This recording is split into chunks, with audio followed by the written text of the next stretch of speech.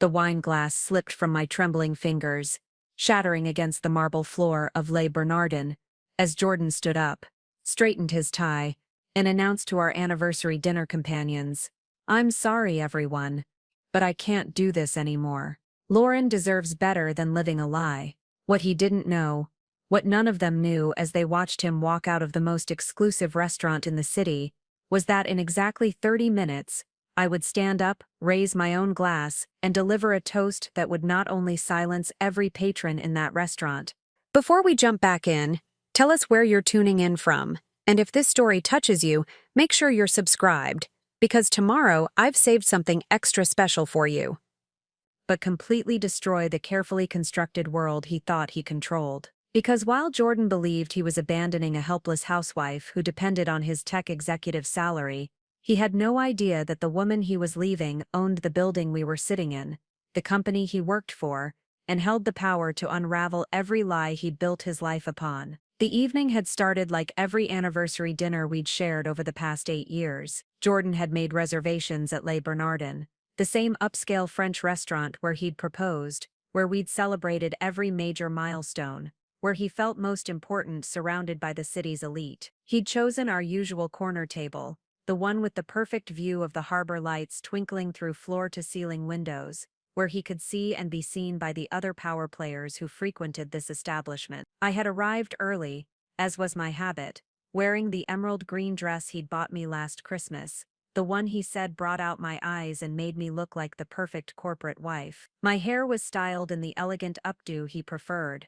my makeup flawless, my smile practiced and serene. To any observer, I was exactly what I appeared to be, Lauren Martinez, devoted wife of rising tech star Jordan Hayes, the supportive woman behind the successful man. But as I sat at that table, sipping champagne and watching Jordan work the room with his usual calculated charm, I was thinking about the documents hidden in my purse, the same documents that would change everything in less than an hour. Jordan finally joined me after 20 minutes of networking, sliding into his seat with the satisfied smile of a man who'd just closed another important deal. "Sorry about that, babe," he said, barely glancing at me as he signaled the waiter. "Had to speak with Marcus Chen. He's considering our proposal for the downtown development project." I nodded and smiled, the same supportive gesture I'd perfected over 8 years of marriage. "That's wonderful, honey. I know how important that project is to you." What I didn't say was that Marcus Chen was actually my client, not his. That the downtown development project Jordan thought he was competing for had already been awarded to my architectural firm 6 months ago. That while Jordan believed I spent my days volunteering at charity events and managing our household, I had been building one of the most successful sustainable architecture practices on the East Coast. "You look beautiful tonight," Jordan said, finally focusing on me with the attention I'd once craved. But now, knowing what I knew, his compliments felt hollow, calculated. "I'm glad we could do this, just the two of us. It feels like we never get time alone anymore." The irony wasn't lost on me. We rarely spent time together, because Jordan had been systematically scheduling his life to avoid me. The late nights at the office, the weekend conferences, the business trips that seemed to multiply every month, I'd attributed them to his ambitious nature until 3 weeks ago, when I'd learned the truth. 8 years, I said, raising my glass in what he assumed was a toast to our marriage. "It's amazing how much can change in 8 years." Jordan clinked his glass against mine,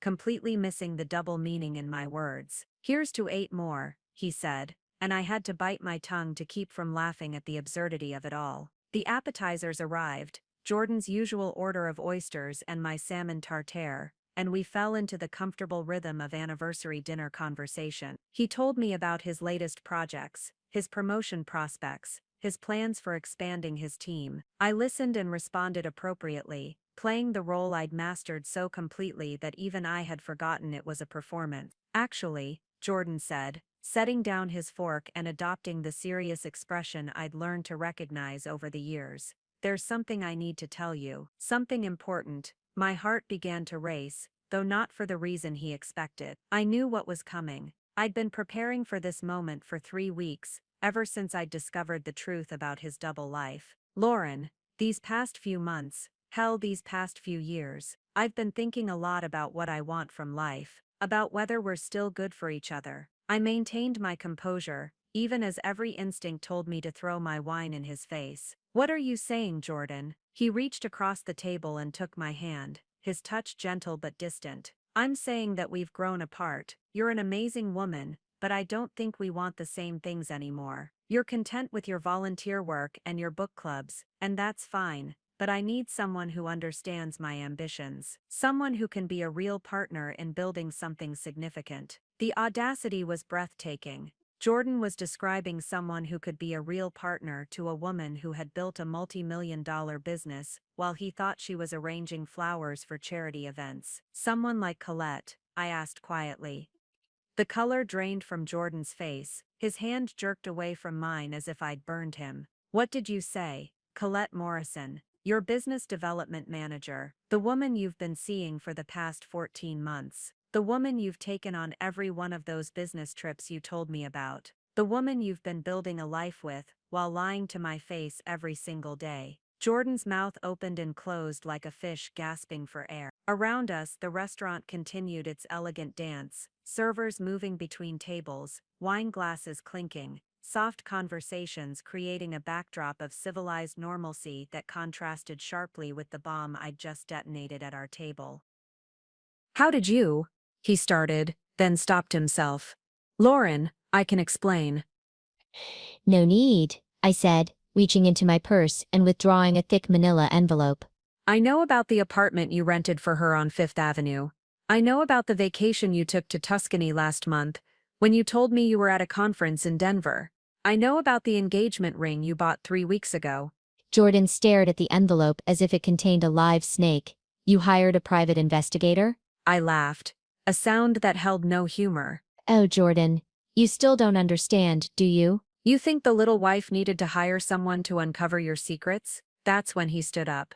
That's when he straightened his tie and delivered the speech I'd been expecting, the one designed to make him look like the noble party in our divorce, the one that painted me as the dependent wife who couldn't appreciate his ambitions, who was holding him back from his true potential. "I'm sorry, everyone," he announced to our table, and the surrounding diners who had turned to watch our obvious confrontation, "but I can't do this anymore. Lauren deserves better than living a lie."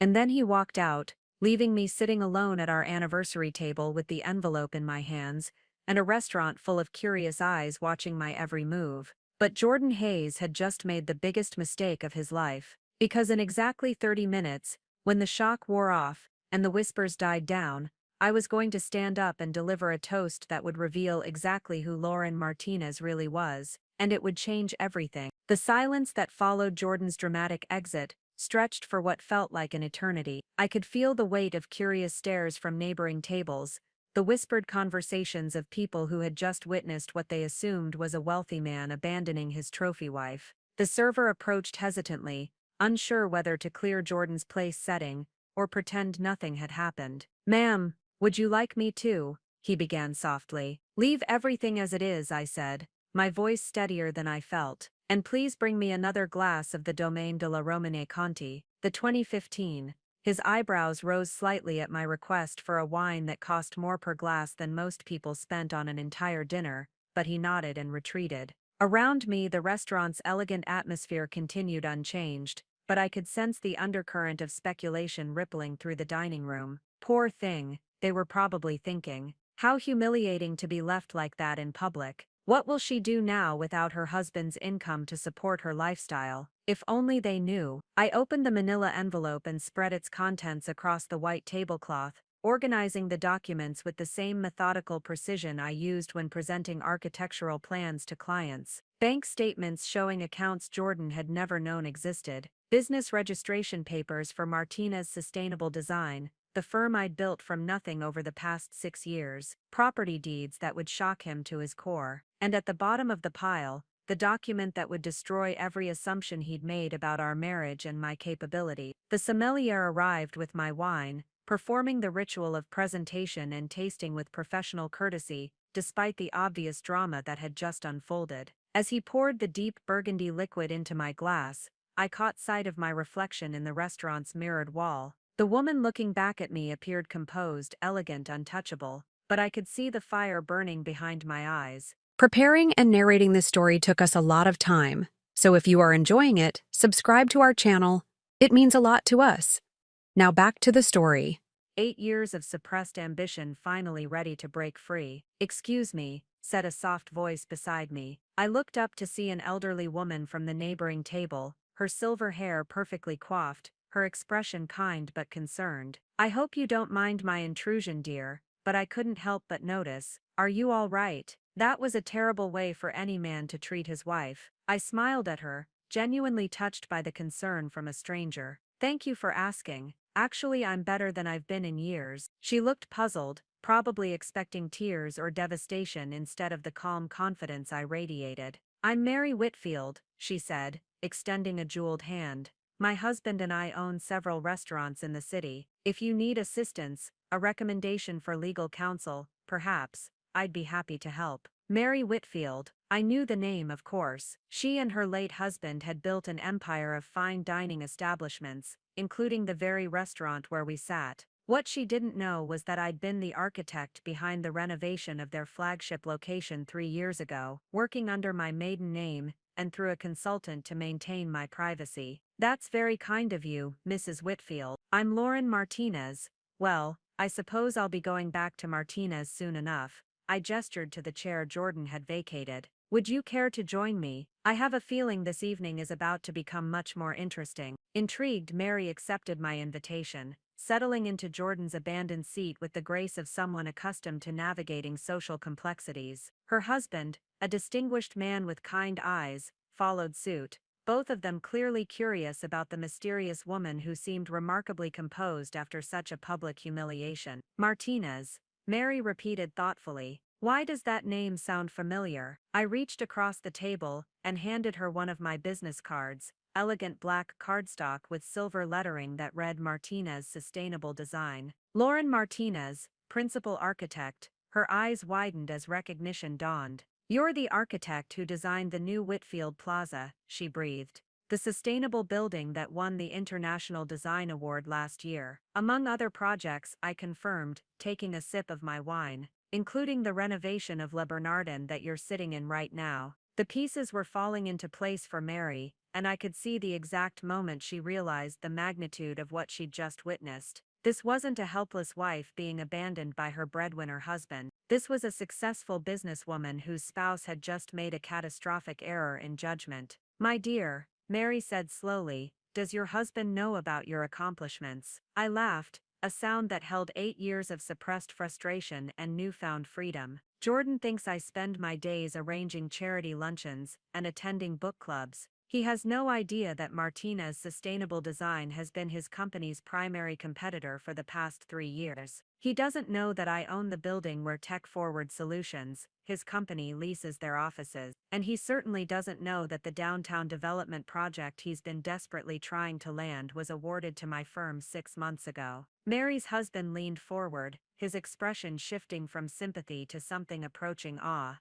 "You've been living a double life." "Not by choice," I admitted. "When Jordan and I met, I was just starting my career. He was supportive initially, but as his own success grew, he became dismissive of my ambitions. He started making comments about how I should focus on supporting his career, how having 2 demanding jobs in one family was impractical. So I learned to keep my professional life separate. I worked under my maiden name, used a different office address, built my client base through word of mouth and careful networking." The irony was exquisite.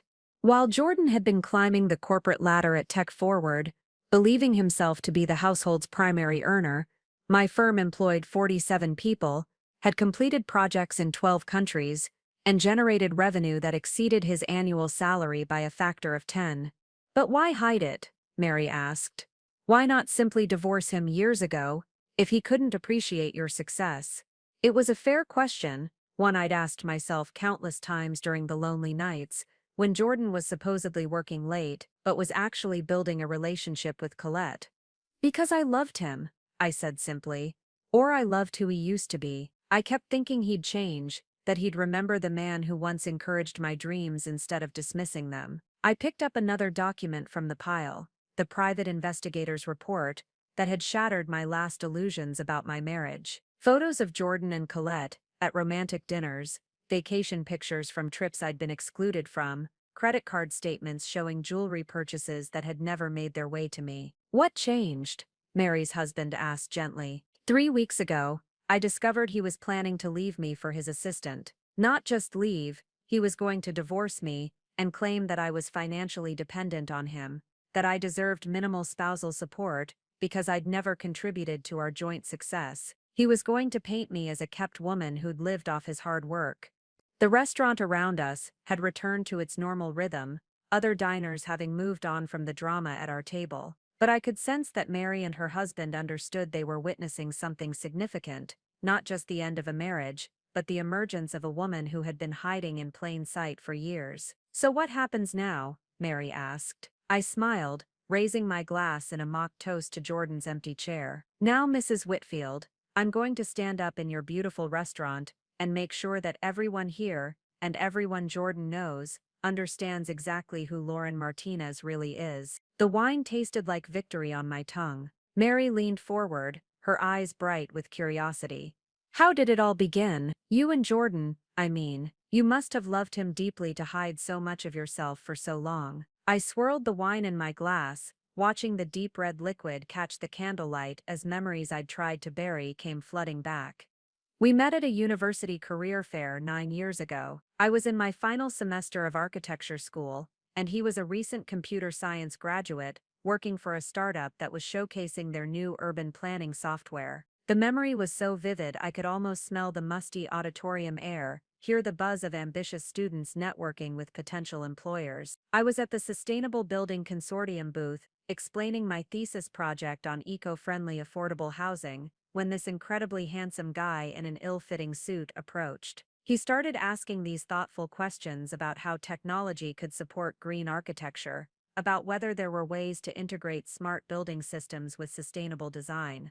Mary's husband smiled, love at first sight. "Not quite," I laughed, but it was a softer sound now, tinged with the bitter sweetness of what we'd lost. He was charming, but I was focused on my career. I'd grown up watching my mother sacrifice her own ambitions to support my father's business, and I was determined never to make that mistake. But Jordan was persistent. He kept showing up at my presentations, asking intelligent questions, bringing coffee when I pulled all-nighters in the studio. I paused, remembering the version of Jordan who had once believed in my dreams as fiercely as I did. Our first real conversation lasted 6 hours. We met for coffee after one of my presentations, and suddenly it was midnight and the cafe was closing around us. He told me about his vision for using technology to solve urban problems, and I shared my passion for creating buildings that could heal communities instead of dividing them. "He supported your ambitions then?" Mary asked. "More than supported them, he amplified them. When I got my first job at Morrison and Associates, he celebrated harder than I did. He would stay up late helping me prepare for client presentations, even though he barely understood the technical aspects of architecture. He bought me my first professional drafting table, said every architect needed a proper workspace."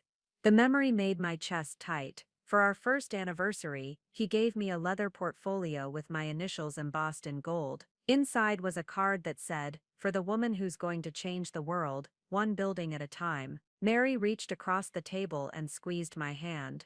"What happened to that man?" "Success happened. About 3 years into our marriage, Jordan's startup was acquired by Tech Forward Solutions. Suddenly he was making 6 figures, moving in different circles, attending corporate events where the wives were expected to be beautiful, charming accessories, rather than career women with their own ambitions." I took a sip of wine, tasting the bitterness that had crept into even my sweetest memories.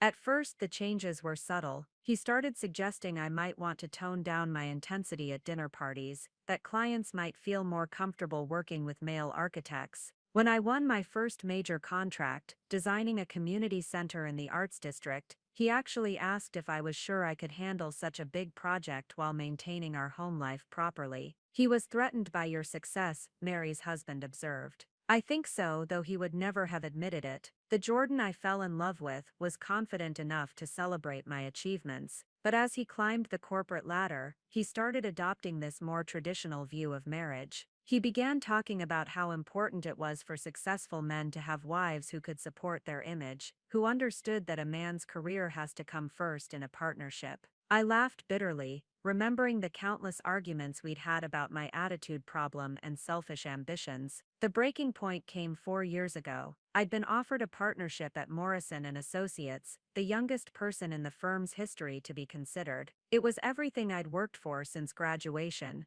but Jordan convinced me to turn it down. Mary's expression hardened. He what?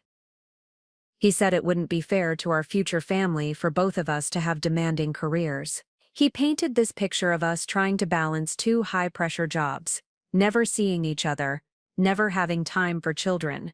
He made it sound like choosing his career over mine was the mature, responsible decision. The shame I'd carried for years rose in my throat. I believed him.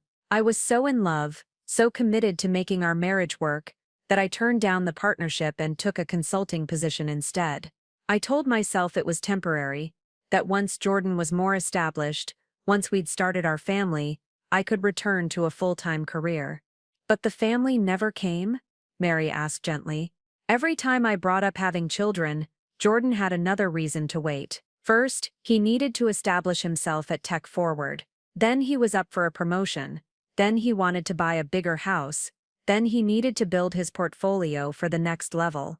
I stared at Jordan's empty chair, remembering all the conversations where he'd pushed our future just a little further out of reach. I realize now that he never intended to start a family with me. He wanted the image of a devoted wife without the reality of shared responsibilities. So you started your own firm, Mary's husband said, as a way to reclaim your career. Initially, it was just a way to stay connected to architecture while Jordan figured out what he wanted from life. I took small projects, worked under my maiden name to avoid any conflict of interest with his corporate world. But as my client base grew, as I started winning awards and recognition, I realized something important. I was a better architect on my own than I'd ever been as part of someone else's firm. I spread out some of the documents on the table, photos of buildings I'd designed, magazine articles featuring my work, client testimonials praising my innovative approach to sustainable design. Martinez's sustainable design became my secret life. While Jordan thought I was volunteering at museum galas, I was meeting with city planners. While he assumed I was shopping or having lunch with friends, I was overseeing construction projects and mentoring young architects. It must have been exhausting, Mary observed, maintaining such an elaborate deception. It was, but it was also liberating. For the first time in years, I was building something that was entirely mine, something Jordan couldn't diminish or control. Every successful project, every satisfied client, every industry award, they were proof that the woman Jordan fell in love with was still there, just buried under years of compromise and self-doubt. I looked at my reflection in the restaurant's windows again, seeing not just the polished corporate wife Jordan had tried to create, but the architect who had designed some of the city's most innovative buildings, while her husband remained completely oblivious. The irony is that I became more successful keeping my career secret than I ever could have been with his support. While he was climbing his corporate ladder, I was building an empire, and tomorrow, when he tries to portray me as a dependent housewife in divorce court, he's going to discover just how wrong he's been about everything. Mary raised her glass, to the woman who never stopped building, even when the world told her to tear herself down. As we toasted, I felt the last vestiges of the old Lauren, the woman who had diminished herself for love, finally dissolving. What remained was purely authentically me. The changes didn't happen overnight, I continued, settling deeper into my chair, as Mary and her husband listened with rapt attention. If Jordan had suddenly transformed from my biggest supporter into my harshest critic, I would have recognized the red flags immediately. But he was too smart for that. The erosion was so gradual, so subtle, that I convinced myself I was imagining things. I traced the rim of my wine glass with my finger, remembering the confusion of those early years when love began curdling into something toxic. It started with little comments disguised as concern. When I'd get excited about a new project, Jordan would say things like, "Just make sure you're not overcommitting yourself, babe. You know how stressed you get when you take on too much." At first I thought he was being protective. Mary frowned. But he was actually undermining your confidence. Exactly. And because it came from a place of supposed love, I internalized it. I started second-guessing myself, wondering if I really was too emotional, too intense, too much for the corporate world to handle. The memory of those early doubts still stung. Jordan had a particular talent for making his criticisms sound like observations. I noticed the Hendersons seemed a bit overwhelmed when you were explaining your design concept at dinner last night. Maybe tone it down a bit next time. The insidiousness of it amazed me even now. How had I not seen what he was doing? He began suggesting changes to my appearance. Nothing dramatic, just small adjustments that would make me more approachable to his colleagues. Softer makeup, more conservative clothing, fewer bold jewelry pieces. He said it with such concern for my professional image that I actually thanked him for the advice. Mary's husband shook his head. Classic manipulation, making you feel grateful for the criticism. The social events were the worst, I continued. Jordan would coach me before every corporate dinner or networking event. Remember, these people are conservative, he'd say. Let's not overwhelm them with too much talk about your work. Focus on being charming and supportive. When I'd try to participate in conversations about urban development or architectural trends, topics I was literally an expert on, he'd interrupt with comments like, "Lauren's being modest. She dabbles in design, but she's really more focused on our home life." The humiliation of those moments came flooding back. Standing in rooms full of people discussing my field of expertise, while being relegated to smiling and nodding like an ornament, I started dreading social events that I'd once enjoyed. I felt like I was performing a role, the perfect corporate wife, instead of being myself. How did you rationalize it at the time? Mary asked. I told myself that marriage required compromise, that supporting Jordan's career was an investment in our joint future. He was so convincing when he talked about how successful couples operated as a team, with clearly defined roles that played to each person's strengths. I laughed bitterly. Apparently, my strength was looking beautiful and keeping quiet. The erosion had accelerated after Jordan's promotion to senior vice president. Suddenly, he was traveling more, attending higher-level meetings, moving in circles where the expectations for wives were even more rigid. He started bringing home stories about his boss's wife, Amelie, who had given up her law career to focus on entertaining and charity work. Jordan would talk about how elegant she was, how perfectly she complemented her husband's image, how smart she was to recognize that her role was to enhance his success rather than compete with it. He was comparing you to her, Mary observed. Constantly, and not favorably. When I'd mention wanting to pursue larger architectural projects, Jordan would sigh and say something like, "Amelie understands that Robert needs a wife who can focus entirely on supporting his career. She doesn't distract him with her own professional ambitions." The implication was clear: my ambitions were a distraction, a burden, a sign that I didn't truly understand what it meant to be a good wife. The memories piled up like architectural drawings scattered across a desk, each one showing a different angle of the same systematic demolition of my self-worth. He started monitoring my time more closely, asking detailed questions about how I'd spent my day. If I'd been working on a consulting project, he'd express disappointment that I hadn't been able to handle certain household tasks. "I just thought, since you're home most of the day anyway, you'd have time to coordinate the cleaning service and handle the grocery shopping." He was reframing your work as a hobby, Mary's husband said, his voice tight with anger on my behalf. Exactly, and because I was only taking small consulting projects, partly due to his constant undermining, it was easy for him to dismiss my work as insignificant. When I won a local design award for a small residential project, his response was, "That's nice, honey, but don't let it go to your head. It's not like you're competing with real architectural firms." The casual cruelty of that comment still took my breath away. That was the moment I knew I had to start building something he couldn't touch, couldn't diminish, couldn't take credit for or explain away. I realized that if I was going to survive this marriage with any sense of self intact, I needed to create a professional identity that existed completely separate from Jordan's influence. "So you started Martina's Sustainable Design,"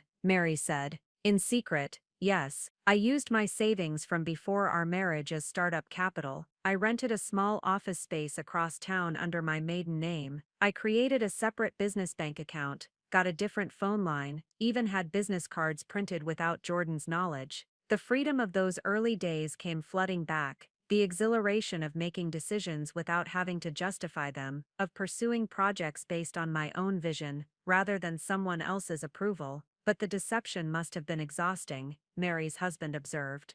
It was. I had to create elaborate cover stories for my absences. Client meetings became lunch dates with college friends. Site visits became shopping trips or spa appointments. I lived in constant fear that Jordan would discover the truth before I was ready to reveal it. I paused, remembering the weight of carrying such a significant secret. But it was also the only thing that kept me sane. Every successful project, every satisfied client, every industry recognition, they were proof that I hadn't imagined my abilities, that Jordan's constant criticism was wrong. The restaurant around us had grown quieter as the evening progressed, other diners finishing their meals and departing. But Mary and her husband remained riveted, understanding that they were witnessing more than just the end of a marriage. They were seeing the emergence of a woman who had spent years buried under someone else's expectations. The strangest part was that as my secret business grew more successful, Jordan became more convinced that I was incompetent. He'd make jokes at dinner parties about my little design hobby, completely unaware that I was earning more than he was. I smiled grimly. Last month he actually suggested I might want to take some basic business classes to better understand how successful companies operate. Mary gasped. While you were running a multi-million-dollar firm. While I was running a multi-million-dollar firm that had just won 3 international design awards, I raised my glass again, feeling the last traces of shame dissolving into something much more powerful. That's when I knew it was time to stop hiding. Building Martina's sustainable design while married to Jordan was like constructing a skyscraper during an earthquake. I told Mary, pulling out my phone to show her photos of my projects. Every foundation I laid had to be hidden, every success carefully concealed, every achievement downplayed or attributed to luck rather than skill. The first image on my screen showed a sleek modern building with living walls and solar panels integrated seamlessly into its design. This was my first major breakthrough, the Riverside Community Center. I landed the contract 8 months after starting my firm, competing against established architectural giants including Morrison and Associates, my former employer. Mary studied the photo with professional interest. It's beautiful. How did you manage such a complex project without Jordan noticing? Carefully orchestrated deception, I admitted. The project required site visits 3 times a week for 6 months. I told Jordan I'd joined a women's professional development group that met regularly downtown. He was actually proud of me for finally finding appropriate activities to fill my time. I swiped to the next image, a series of sustainable townhouses with innovative water reclamation systems. While Jordan thought I was attending networking lunches with other corporate wives, I was meeting with city planners, environmental engineers, and construction supervisors. While he assumed I was shopping for home decor, I was selecting eco-friendly building materials and negotiating with contractors. The irony still amazed me. Jordan would come home and complain about the traffic downtown, never realizing that half the construction delays he encountered were from my projects. He'd rant about amateur architects disrupting his commute while looking at buildings I'd designed. Mary's husband leaned forward to examine the photos. How did you handle the business finances without him discovering the accounts? I kept everything completely separate. Different bank, different accountant, different lawyer. I used my maiden name professionally and maintained my original credit profile from before our marriage. As far as the financial world was concerned, Lauren Martinez and Lauren Hayes were 2 different people. I pulled up my banking app, showing them account balances that would have shocked Jordan. I even filed separate tax returns for my business income, claiming it under my maiden name with my original Social Security documentation. The technical aspects of maintaining my double life had been almost as complex as running the business itself. I had 2 different professional wardrobes. My Lauren Hayes clothes were the conservative understated outfits Jordan preferred, neutral colors, minimal jewelry, nothing that would draw attention away from him. My Lauren Martinez wardrobe was bold, confident, creative, the kind of clothing that commanded respect in boardrooms and inspired confidence in clients. Where did you keep everything? Mary asked. I rented a small apartment across town, ostensibly as a creative studio space. I told Jordan it was where I worked on my design hobbies when I needed quiet time away from home distractions. He actually encouraged it, saying it was good for me to have my own space for crafts and projects.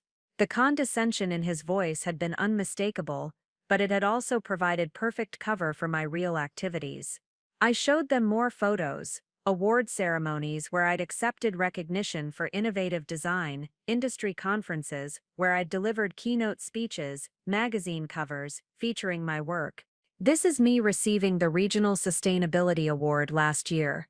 Jordan was at a corporate retreat that weekend, so he never knew it happened. This is the cover of Architectural Digest, featuring my waterfront development project. The magazine came to our house, but I intercepted it before Jordan could see it. The complexity of maintaining such elaborate secrecy had required military-level planning. I had separate email accounts, different phone numbers for business calls, even a P.O. box for professional correspondence. My assistant, a brilliant woman named Amelie, who managed my schedule, became an expert at creating alibis for my absences. Amelie? Mary's eyebrows rose. Interesting choice of name. I smiled grimly. I named my business after my grandmother's maiden name, Martinez, and hired an assistant with the same name as Jordan's boss's wife. It felt like poetic justice, while Jordan was holding up the original Amelie as the perfect example of supportive wifehood. My Amelie was helping me build an empire. The restaurant had grown even quieter around us, but I was lost in memories of those exhilarating years, when every day brought new challenges and victories that I couldn't share with the person closest to me. The hardest part wasn't the logistics, it was the emotional isolation.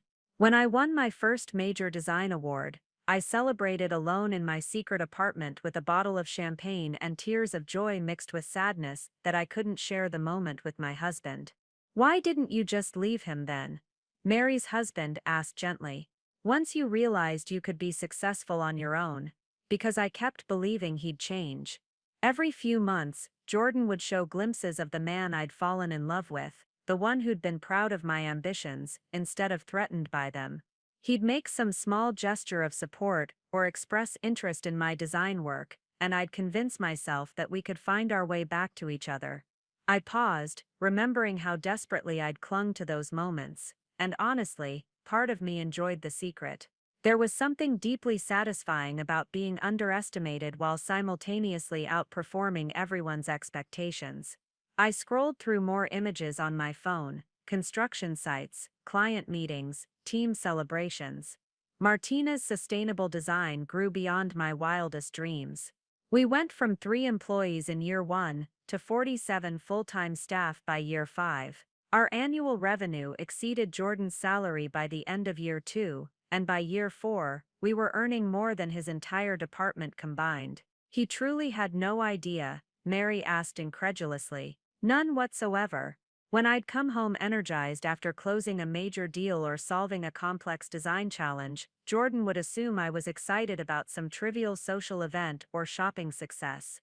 When I'd mention being tired after long days, he'd suggest I might want to cut back on my volunteer commitments so I could focus more energy on supporting his career. The photos on my phone told the story of a thriving business empire, innovative buildings rising from empty lots, satisfied clients shaking hands at project completions, my team accepting industry awards on behalf of Martina's sustainable design. Each image represented not just professional success, but a secret life where I was valued, respected, and allowed to be fully myself. Last month, we signed our biggest contract ever, a mixed-use development that will house over 3,000 families while maintaining net zero environmental impact. The project fee alone is more than Jordan will earn in the next 5 years. I smiled, thinking about the irony of timing. While he was planning to leave me for a woman he considered more worthy of success, I was quietly becoming one of the most influential architects on the East Coast.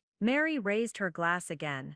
To the woman who built an empire while the world slept. As we toasted, I felt the weight of years of secrecy finally lifting from my shoulders. Soon, very soon, Lauren Martinez would step out of the shadows and take her rightful place in the light. The signs were there for months before tonight, I admitted to Mary, swirling the wine in my glass as I recalled the subtle shifts that had preceded Jordan's dramatic exit. I was just too invested in believing our marriage could be saved to see them clearly.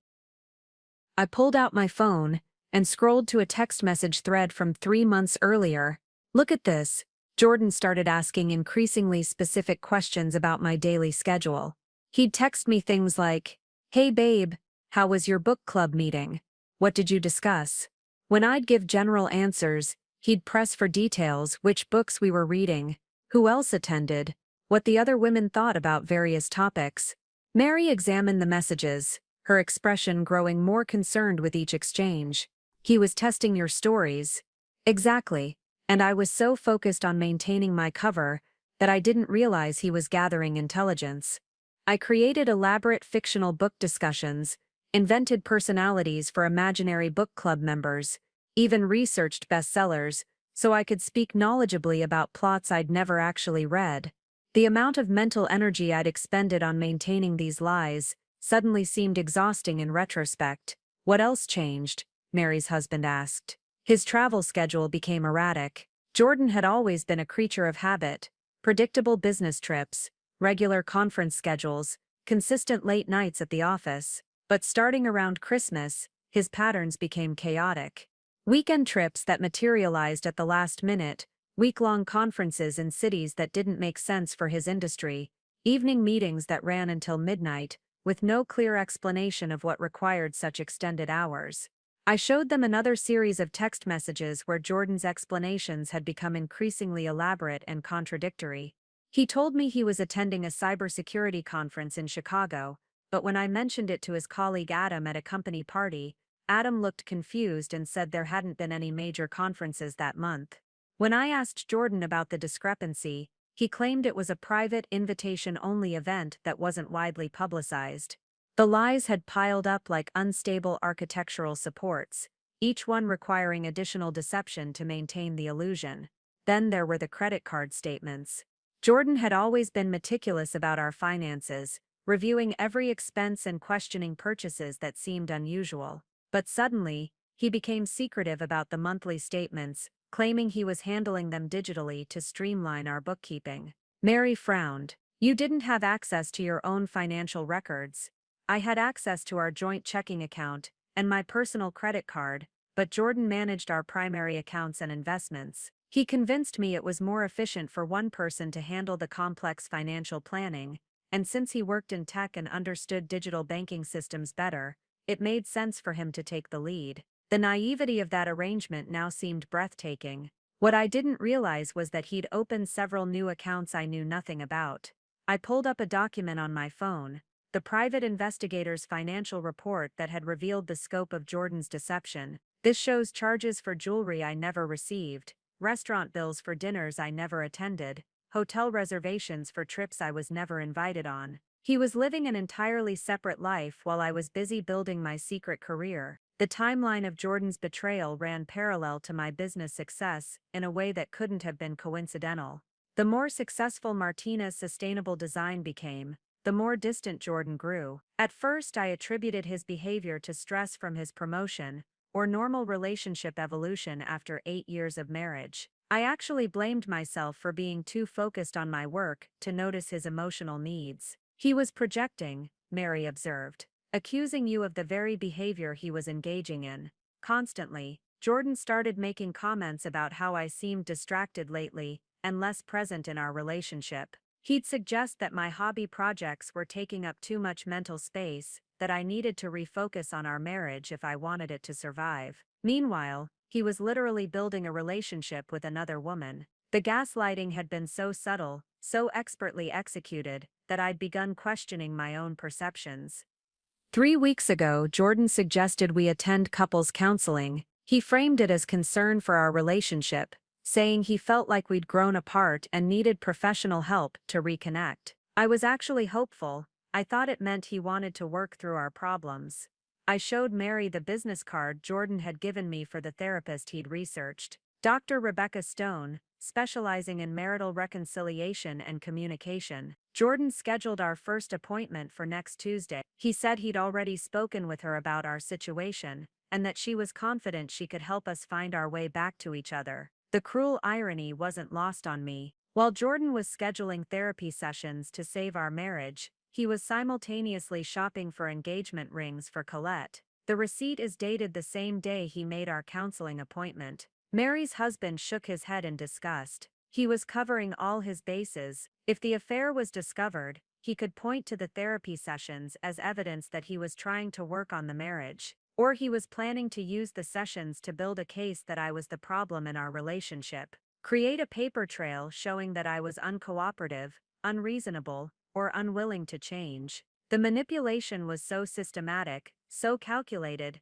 that it took my breath away even now. The same man who once celebrated my ambitions was preparing to use my independence against me in divorce proceedings. I pulled up another document, Jordan's Google search history, which my investigator had accessed through our shared cloud account. Look at these searches from the past month: how to prove wife is financially irresponsible, spousal support when wife has no career, divorce strategies for high-earning husbands. He wasn't just planning to leave me, he was strategizing how to minimize my settlement by portraying me as a dependent housewife. The searches revealed the depth of Jordan's deception. He'd researched everything from hidden asset protection to character assassination tactics for divorce proceedings. He actually Googled how to prove wife is mentally unstable in divorce court. That's when I realized this wasn't just about falling out of love, this was about winning at any cost. Mary reached across the table and squeezed my hand. How did you discover all of this? Last month, Jordan left his laptop open while he showered. I saw an email notification from someone named Kiss with the subject line, "Can't wait for our life together." I almost didn't look. Part of me didn't want to know the truth, but I opened it and found months of correspondence with Colette, including detailed plans for their future together, and discussions about how to handle the Lauren situations with minimal financial impact. The email thread had contained everything: romantic declarations, vacation plans, even conversations about the apartment they were planning to share after Jordan's divorce was finalized. That's when I hired the private investigator. I realized I needed documentation of everything, if I was going to protect myself from whatever Jordan was planning. I looked around the elegant restaurant, where Jordan had chosen to deliver his devastating announcement, understanding now that even this location had been calculated. He brought me here tonight, because he thought it would be the perfect setting for his noble exit, surrounded by influential people who would witness his gracious departure from an apparently unappreciative wife. Mary smiled grimly.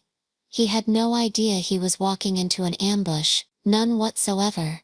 While Jordan was orchestrating what he thought would be the perfect ending to our marriage, I was preparing to reveal truths that would rewrite the entire narrative. I raised my glass one more time. He wanted a performance. I'm about to give him the show of his lifetime. The time had come. I checked my watch. 37 minutes since Jordan had walked out of Le Bernardin, leaving me to face what he assumed would be my public humiliation. The restaurant had settled into its evening rhythm, conversations flowing at neighboring tables, servers moving gracefully between courses. No one suspected that in the next few minutes everything would change. I stood slowly, smoothing my emerald dress, and gathering the documents spread across our table. Mary and her husband watched with anticipation, as I picked up my wine glass, the deep burgundy liquid catching the candlelight, like liquid fire. "Ladies and gentlemen," I said, my voice carrying clearly across the dining room. The conversations gradually died, as heads turned toward me, curiosity replacing the earlier sympathetic glances. "I'd like to make a toast." The restaurant fell silent except for the soft classical music playing in the background. Even the servers paused their movements, sensing that something significant was about to unfold.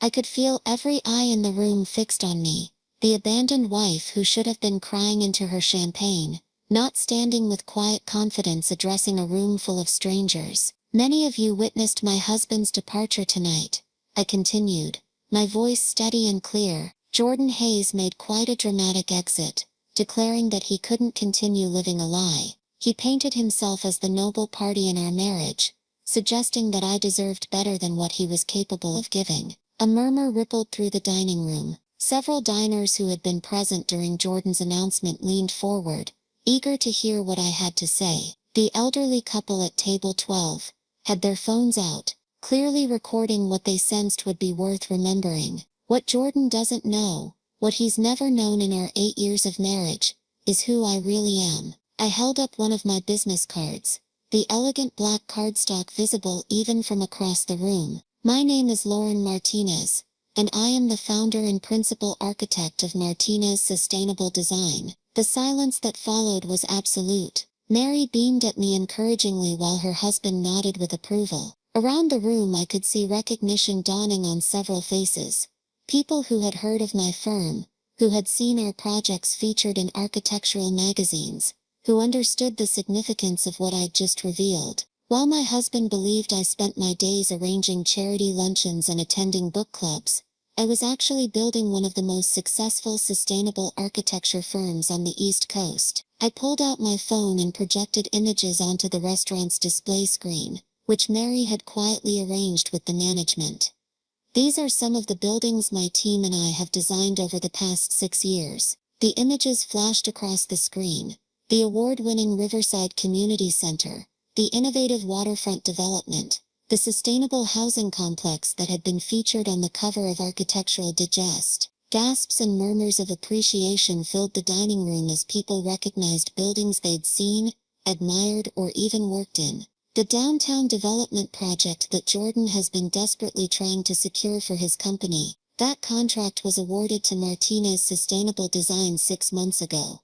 I smiled as I delivered this particular revelation. The building where Tech Forward Solutions leases their offices. I own it. The little design hobby Jordan loved to dismiss at dinner parties, it generates more revenue annually than his entire department combined. The reaction was immediate and electric. People were pulling out their phones, searching for Martinez Sustainable Design, looking at my work, confirming the truth of what I was saying. At table 7 I recognized 2 city council members who had worked with my firm on recent municipal projects. Their expressions showed both surprise and newfound respect. But perhaps the most interesting part of tonight's revelation, I continued, holding up a legal document, is that 3 weeks ago, I discovered Jordan has been having an affair with his assistant, Colette Morrison, for the past 14 months. While I was building my architectural empire in secret, he was building a relationship with another woman. The room erupted in whispers and shocked exclamations. This was better than any entertainment the Bernardin had ever provided. I could see servers discreetly recording on their phones, knowing the story would be shared across social media within minutes. Jordan planned to divorce me while claiming I was financially dependent on him, hoping to minimize any settlement by portraying me as a kept woman who had contributed nothing to our joint success. I laughed, the sound carrying clearly across the silent room. What he didn't realize is that while he was researching divorce strategies for high-earning husbands, I was documenting every aspect of his deception. I held up the private investigator's report, thick with photographs and financial records. I have evidence of every lie, every secret dinner, every romantic getaway, every piece of jewelry he bought for his mistress, with money from accounts he thought I didn't know about. The energy in the room was palpable. This wasn't just the end of a marriage, it was a masterclass in hidden strength, in the power of being underestimated, in the sweet satisfaction of truth finally coming to light. Jordan Hayes walked out of this restaurant tonight, believing he was abandoning a helpless housewife who would be devastated by his departure. I raised my wine glass higher, my voice growing stronger with each word. Instead, he abandoned a multi-millionaire businesswoman who was already 3 steps ahead of his game. The applause started slowly. Mary and her husband were the first to clap, followed by the city council members who knew my work, then spreading throughout the dining room like wildfire. People were standing now, their appreciation for my revelation mixing with admiration for the strategic brilliance of my long-hidden success. "So here's to living authentically," I declared, my voice rising above the applause. "To building empires in secret when the world tries to diminish your dreams. To the power of being underestimated by people who should have known better, and to the sweet satisfaction of proving that sometimes, the best revenge is simply revealing who you've always been." I drained my wine glass as the room erupted in cheers and applause. People were approaching our table, wanting to shake my hand, to congratulate me, to hear more about my journey. Business cards were being exchanged, new connections forming, opportunities emerging from what Jordan had intended to be my moment of greatest humiliation. My phone buzzed with notifications. The video of my toast was already going viral on social media platforms. #Lauren Martinez was trending. My business website was crashing from increased traffic. Interview requests were pouring in from journalists who wanted to tell the story of the architect who built an empire, while her husband remained completely oblivious. As I stood surrounded by admirers and supporters, I realized that Jordan's dramatic exit had given me something precious, the perfect opportunity to step out of the shadows and claim my rightful place in the light. The woman he had tried to diminish had just announced herself to the world, and there was no going back. The applause was still echoing through Bernardin when my phone began buzzing incessantly. Text messages, missed calls, social media notifications, the digital avalanche had begun. I glanced at the screen to see Jordan's name appearing repeatedly among the chaos of incoming communications, his desperation evident even through the tiny notification previews. "Lauren, that was magnificent," Mary said, embracing me warmly as the crowd around our table gradually dispersed back to their own dinners. "I've been in this business for 40 years, and I've never seen anything quite like that." Her husband was beaming as he shook my hand. "You've just rewritten the playbook for how to handle public humiliation. Instead of being the victim of Jordan's theatrics, you've become the hero of your own story." I felt a strange combination of euphoria and exhaustion. The adrenaline that had carried me through the toast was beginning to fade, replaced by the overwhelming reality of what I'd just done. There was no taking it back now. Lauren Martinez was officially public, my double life exposed, my secret empire revealed to anyone with an internet connection. Miss Martinez, a young woman, approached our table hesitantly, her eyes bright with excitement. "I'm sorry to interrupt, but I'm a junior architect at Foster & Partners. I've been following your work for months through industry publications. I had no idea you were, I never connected Lauren Martinez with," she gestured around the restaurant. "This is incredible, you're incredible." More people were gathering, architects who recognized my work, business owners who had heard of my firm, even some of Jordan's former colleagues who were putting the pieces together with expressions of shock and newfound respect.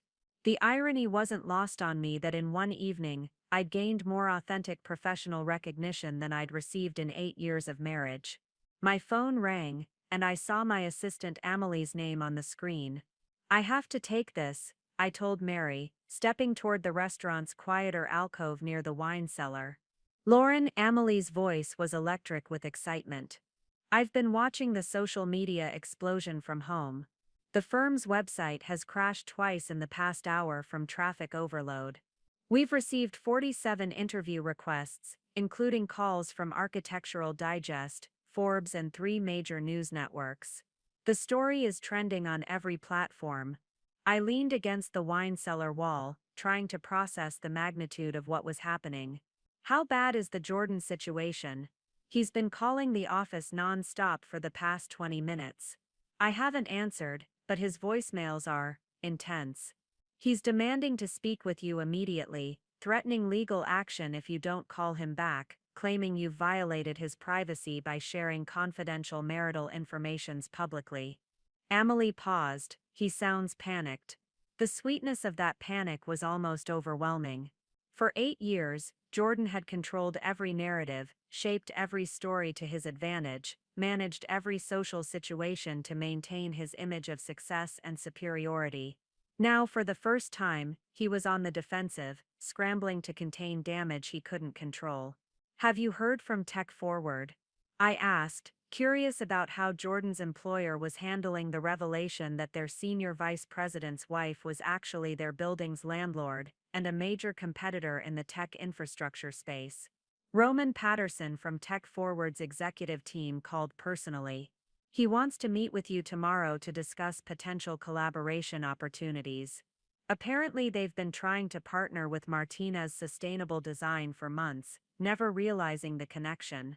Amelie's amusement was audible. He seemed genuinely impressed by what he called your strategic discretion in maintaining professional boundaries.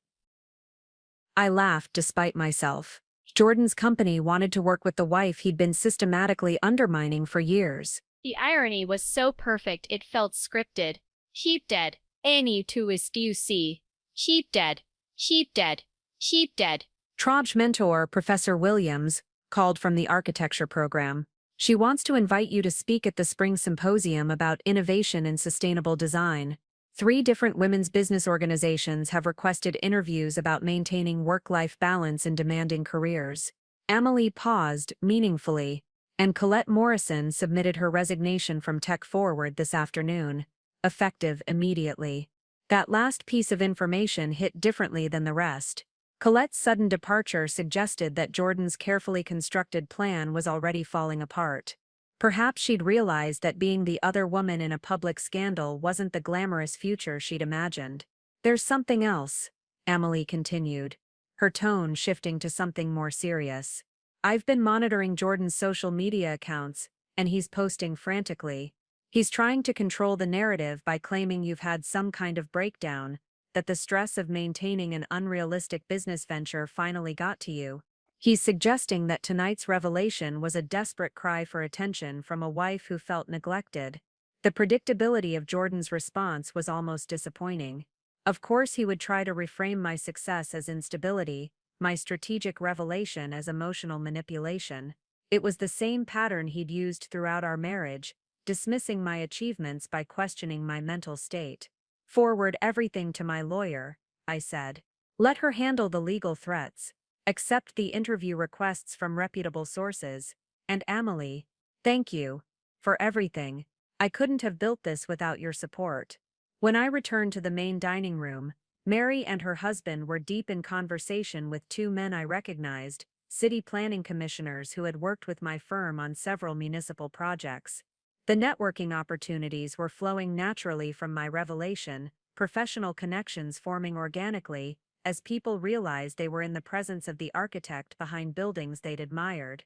Lauren, one of the commissioners said, standing to greet me, we had no idea you were married to Jordan Hayes. We've been working with Martinez Sustainable Design for 2 years, and you never mentioned the connection. Professional boundaries, I replied diplomatically.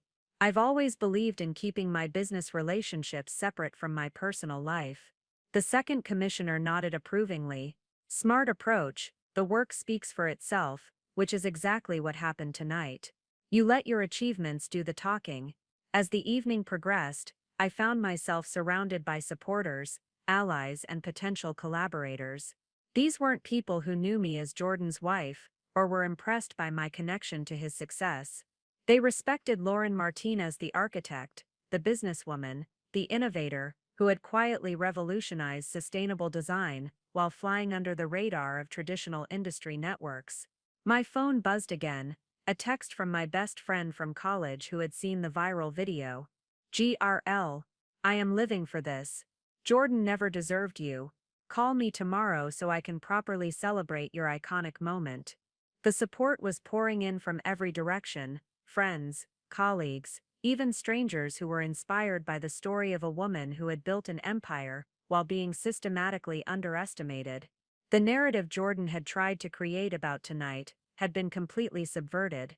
Instead of witnessing the public humiliation of an abandoned housewife, the world had just met Lauren Martinez, architect, entrepreneur, and master strategist, who had turned her husband's betrayal into the greatest professional revelation of her career.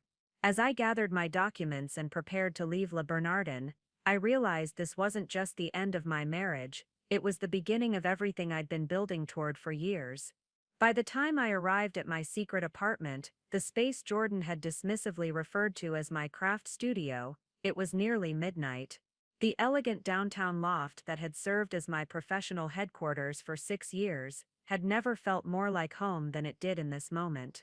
While Jordan was probably pacing our marital bedroom, frantically trying to process what had just happened, I was finally able to exist fully as myself in a space he'd never contaminated with his presence. The apartment reflected the real Lauren Martinez in ways our shared home never had. Clean lines and natural materials dominated the open floor plan. Floor-to-ceiling windows offered panoramic views of the city skyline, including several buildings that bore my architectural signature. The walls displayed awards and recognition that Jordan had never seen, photographs from job sites he'd never visited, documentation of a professional life he'd never acknowledged.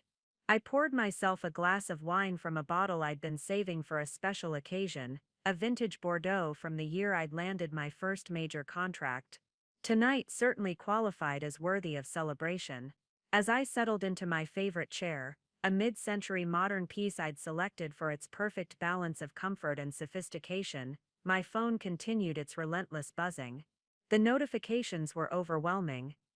Lauren Martinez was trending globally now, with thousands of people sharing the video of my toast, adding their own commentary about hidden talents, underestimated women, and the sweet satisfaction of public vindication.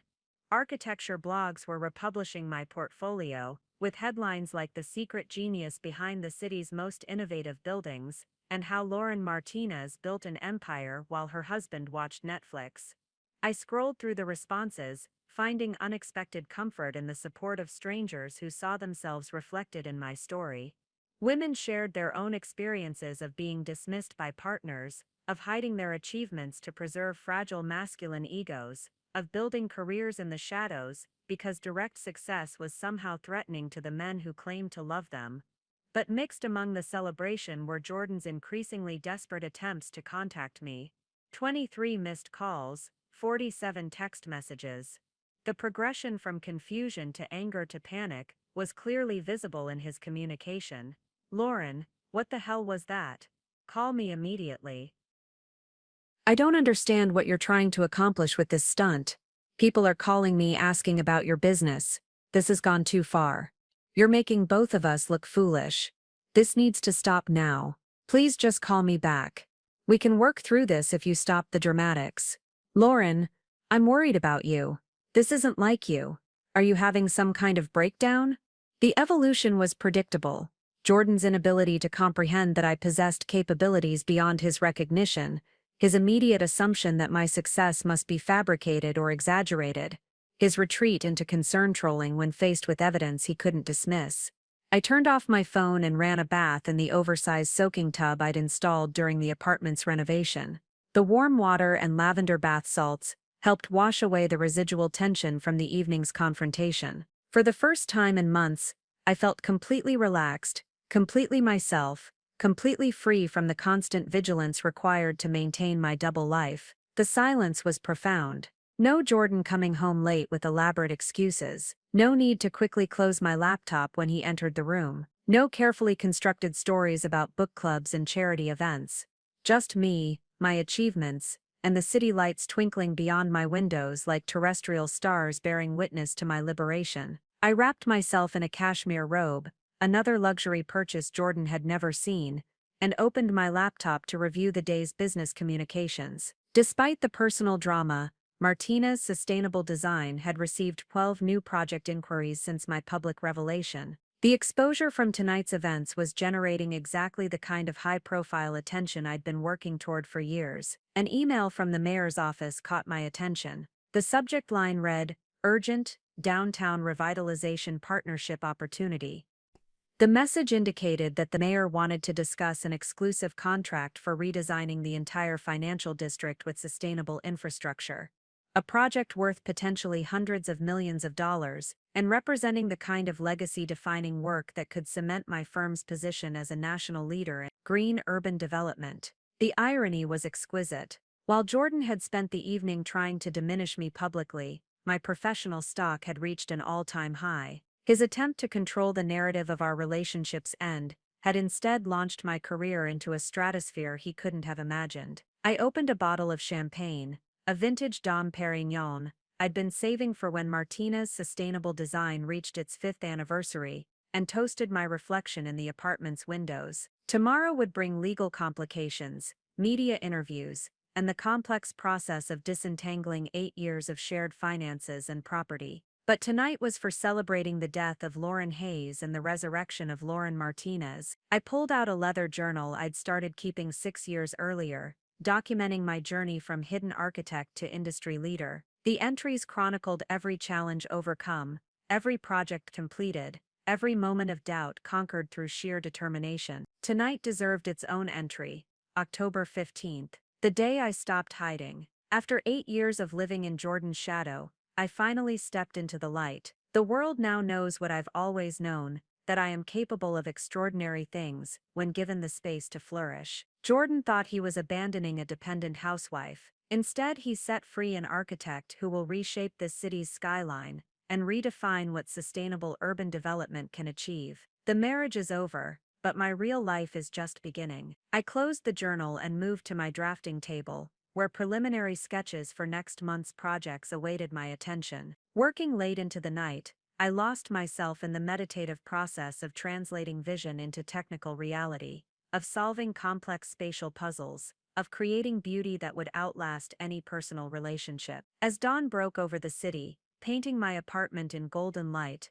I realized that Jordan's betrayal had given me something precious, complete freedom to be authentically myself without compromise, apology, or explanation. The woman who had built an architectural empire in secret was finally ready to claim her place in the world. The retreat was over. Tomorrow Lauren Martinez would face the world fully revealed, and she was ready for whatever came next. The morning light streaming through my apartment windows carried a different quality than I'd ever noticed before, clearer, brighter, unfiltered by the fog of deception that had clouded my life for 8 years. I'd slept deeply for the first time in months, my dreams filled not with anxiety about maintaining my double life, but with visions of glass towers and sustainable communities rising from architectural blueprints. My phone had been silent since I'd turned it off the previous evening, but I knew that reactivating it would unleash a digital storm that had been building overnight. Before facing that chaos, I wanted to establish my strategy, to approach this new reality with the same methodical planning that had built Martinez's sustainable design, from a one-woman operation into an industry powerhouse. I made coffee using the professional-grade espresso machine I'd installed in my apartment's kitchen,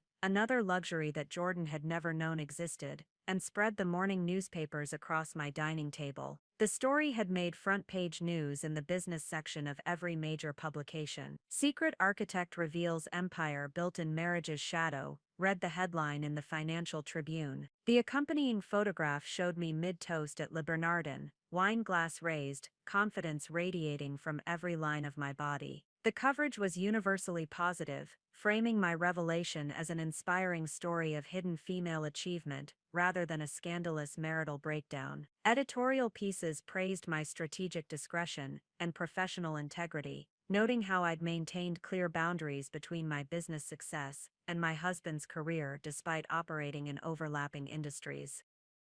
When I finally powered on my phone, the notifications cascade was even more intense than I'd anticipated.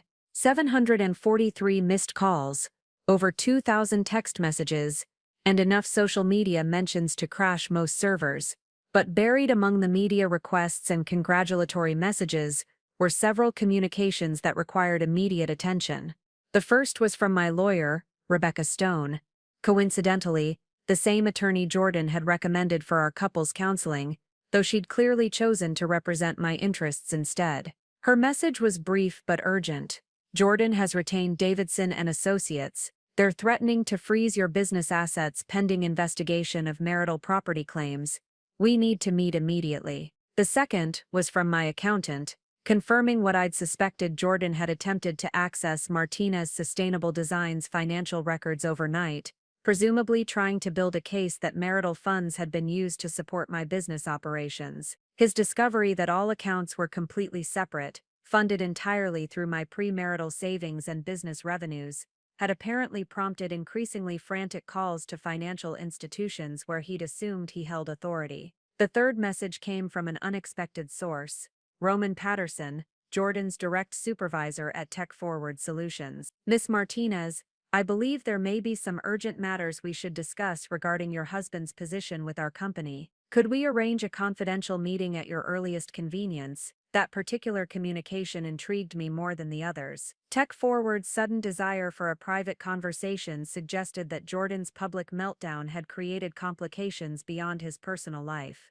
The tech industry valued stability and professional discretion. Employees whose personal dramas became viral sensations rarely maintained their corporate standing for long. I dressed carefully for the day ahead, selecting a tailored charcoal suit that projected both authority and approachability. The clothing choices felt symbolic. After years of moderating my appearance to meet Jordan's preferences, I was finally dressing to reflect my own professional identity rather than his social expectations. My first stop was Rebecca Stone's law office, a sleek downtown space that radiated competence and success. Rebecca herself was younger than I'd expected, probably mid-30s with sharp eyes and an immediate air of strategic thinking. Jordan's attorneys are operating from a position of panic, she explained, spreading documents across her conference table. They're throwing every possible claim at the wall to see what sticks. Fraudulent concealment of assets, misuse of marital funds, even suggesting that your business success somehow constitutes marital infidelity.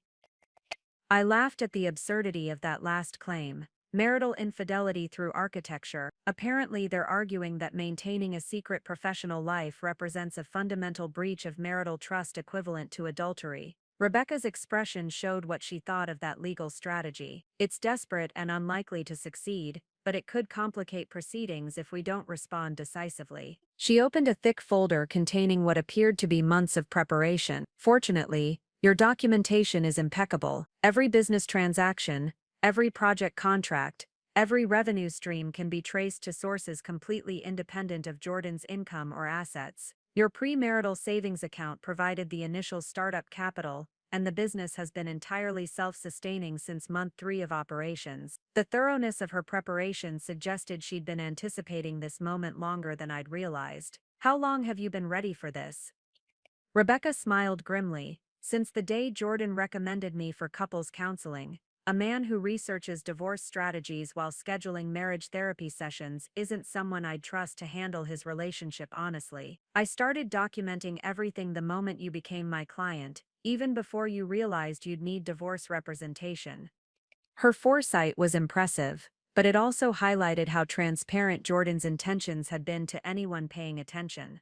What's our next move? Aggressive counterattack. We file for divorce on grounds of adultery, seek full disclosure of Jordan's hidden assets, and most importantly, we establish a protective order preventing him from interfering with your business operations. Rebecca's confidence was reassuring. Davidson and Associates specialize in intimidation tactics, but they're not prepared for a client whose wife turned out to be more successful than their husband. From Rebecca's office, I went directly to my real office, the Martinez Sustainable Design headquarters that Jordan had never seen. The building itself was one of my early projects, a converted warehouse transformed into a showcase of sustainable design principles. Solar panels and living walls covered the exterior, while the interior featured recycled materials and energy-efficient systems that had reduced operating costs by 60% compared to traditional office spaces. My staff greeted me with applause as I entered the main workspace. 47 employees who had built their careers alongside mine, who had believed in my vision when the rest of the world didn't know I existed. Their loyalty felt more valuable than any marriage certificate. Team meeting in 10 minutes, I announced, feeling the familiar rush of leading people who respected my expertise rather than questioning my right to have opinions. We need to discuss how last night's events affect our current projects and what opportunities we want to pursue going forward. As I looked around at the company I'd built, the awards covering our walls, the scale models of projects that would outlast any personal relationship, I realized that Jordan's betrayal had accomplished something he'd never intended. It had forced me to choose between hiding my light and letting it shine. For the first time in 8 years, Lauren Martinez was fully present in her own life, and she was magnificent. The Martinez Sustainable Design Office had transformed into something resembling a campaign headquarters, crossed with a media center. Phones rang constantly with interview requests, project inquiries, and congratulatory calls from industry leaders I'd admired for years, but never had the opportunity to meet face to face. My assistant Amelie had recruited 2 temporary staff members, just to handle the overwhelming volume of communications. "Lauren, you need to see this," called out Marcus Chen, my lead structural engineer, from his workstation near the conference room. He was projecting his computer screen onto the wall display, showing a live stream from Tech Forward Solutions emergency board meeting. They're discussing Jordan's employment status in real time. I joined the gathering crowd of employees who had paused their work to watch the corporate drama unfold. Through the building's glass conference room walls, we could see Tech Forward's executive team engaged in what appeared to be heated discussion. Roman Patterson, Jordan's supervisor, looked particularly animated as he gestured toward documents spread across the meeting table. "The audio's too low to hear specifics," Marcus explained, but according to the business news ticker, Tech Forward's stock price dropped 12% this morning after news broke that they'd been unknowingly competing against their own landlord's spouse for major contracts. The irony was delicious. Jordan's dramatic revelation had inadvertently exposed the conflict of interest that his company had been operating under for years, leasing office space from the wife of an employee who was actively competing for the same municipal contracts that Martinez Sustainable Design specialized in winning. My phone buzzed with a text from Roman Patterson. Board meeting concluded. Jordan's employment has been terminated effective immediately. We'd like to discuss partnership opportunities with Martinez Sustainable Design at your earliest convenience. Also, we're prepared to offer character references for divorce proceedings. The speed of Jordan's professional downfall was breathtaking. Less than 24 hours after walking out of Bernardin, convinced he was abandoning a helpless dependent, he was unemployed while his wife's business was fielding partnership offers from his former employer. "There's more," Amelie announced, hanging up from what appeared to have been an important call.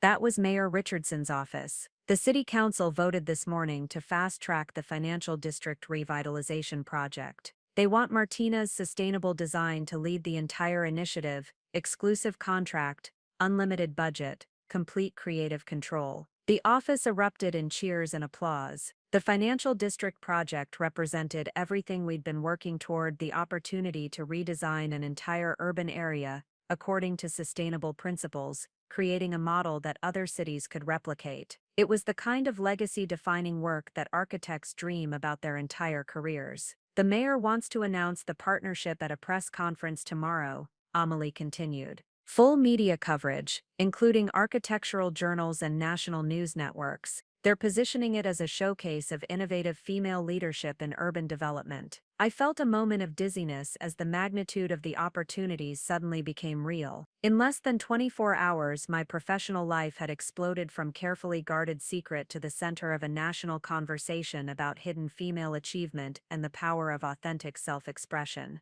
The office door chimed, and I looked up to see 3 women entering, all professionally dressed, all carrying the confident bearing of people accustomed to being taken seriously in boardrooms. Amelie rose to greet them, checking her appointment calendar with obvious confusion. "Miss Martinez," the lead woman extended her hand with a warm smile.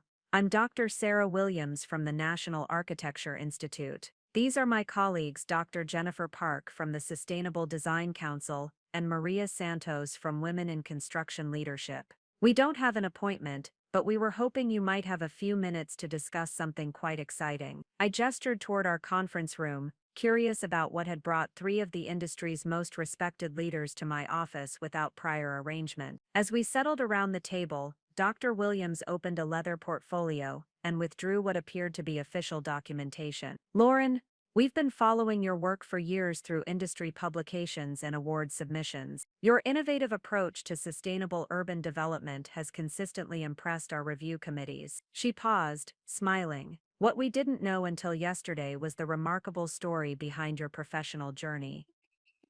Dr. Park leaned forward. "We're here to offer you something that's never been offered to an architect under 40.